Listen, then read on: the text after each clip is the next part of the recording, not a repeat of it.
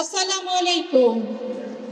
শুকরিয়া উপস্থিতি সমস্ত বন্ধুদেরকে যারা অত্যন্ত সচেতন, বাংলাদেশে একটি শান্তিময় দেশ কামনা করছেন, তারাই আজকে যে বাংলাদেশ জামাত ইসলামীর পক্ষ থেকে যে আহ্বান দেখানো হয়েছে সেই আহ্বানে সাড়া দিয়ে আজকে এখানে উপস্থিত হয়েছেন। সম্মানিত বোনেরা, আমরা নারী জাতি, আমরা সব সময় কামনা করি আমাদের অধিকার, মর্যাদা, নিরাপত্তা। এই নিরাপত্তাময় বাংলাদেশ আজকে আমাদের কাম্য। তাই আজ মহিলারা জেগে উঠেছে, বাংলাদেশের নারী সমাজ জেগে উঠেছে তাদের নিরাপত্তা আদায়ে, তাদের অধিকার আদায়ে। তারা আজ বড়ই সচেতন। এই সচেতনতা নিয়ে আমরা আমাদের আসন্ন নির্বাচনে আমাদের ভূমিকা রাখবো ইনশাআল্লাহ।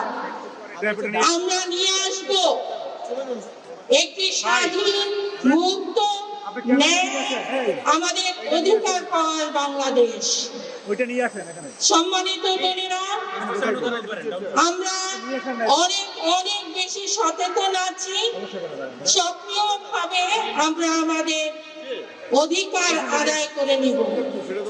আপনারা ইতিমধ্যে খবর পেয়েছেন, বিভিন্ন মিডিয়াতে এসেছে, সারা বাংলাদেশে নারীকে নির্যাতন করা হচ্ছে, তাদেরকে বিভিন্ন ভাবে হেনস্থা করা হচ্ছে।